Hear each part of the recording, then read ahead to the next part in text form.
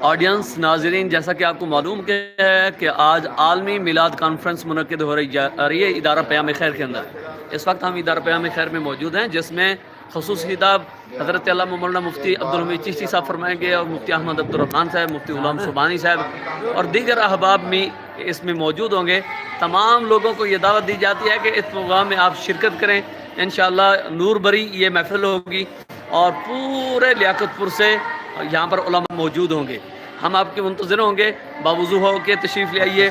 اس میں پنجابی بول کے چینل پہ لائیو چلے گا، اور سارا پروگرام جو ہے اس چینل پہ لائیو چلے گا۔ پنجابی بول یہ جو چینل ہے اس میں انشاءاللہ لائیو چلے گا۔ جی جناب، اج دی انشاءاللہ شاندار محفل میلاد النبی صلی اللہ علیہ وسلم جامعہ مسجد یا رسول اللہ چک نمبر 45 میں منعقد کی جا رہی، جہدے وچ اج دے ماشاءاللہ ساڈے علماء کرام، تمام ساڈے لیاقت پور دے مفتی صاحبان اج انشاءاللہ اس محفل دے وچ موجود ہون گے۔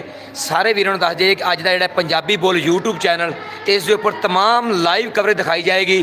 جہڑے دوست جنہاں دوستاں نے اس ساڈے چینل نوں سبسکرائب کیتا انہوں نے بھی اسی دعوت دِنے ہاں، اور جو لائیو چلے سارے دوست اس ویڈیو نوں گاں شیئر کرن، تاکہ جڑا جشن عید میلاد النبی صلی اللہ علیہ وسلم دی اج دی محفل اج جناب قاری عبدالحمید مفتی عبدالحمید چشتی صاحب جڑے اسپیشل تشریف لے کے آ رہے ہیں، اور انشاءاللہ خانے وال تو سارے دوست اس ویڈیو نو شیئر کرنا تاکہ سارے دوستوں نے پتہ چل سکے کہ اج دے پنجابی بول یوٹیوب چینل دے اوپر لائیو محفل دکھائی جائے گی۔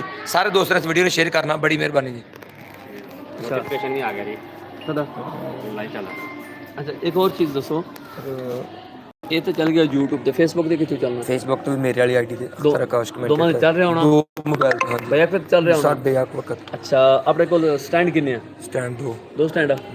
دوسرا سٹینڈ ہے خراب ہے، لیکن انہوں میں سیٹ کر لینا سیٹ ٹیپر کر ٹوپر لو۔ لا کے۔ ہن ایویں کرو، او جڑا بڑا نہیں پیا اپنا فلیکس، ہاں جی چار بچوں کو کہنا ان پڑھ کے کھڑا کرنا، اب فیس بک تے دس دیجیے، پیغام دے دیجیے۔ چلو ہاں کر لو، اداں کر لو۔ یہ اصل پیغام دا یہ سارے کپڑے تے ویلے میرے ہاتھ بھیجنی ہوں یار چلدی لینا ہیرو ہے اللہ دے بندے۔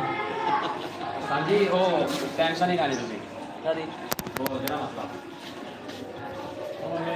میرا کل ہو گیا۔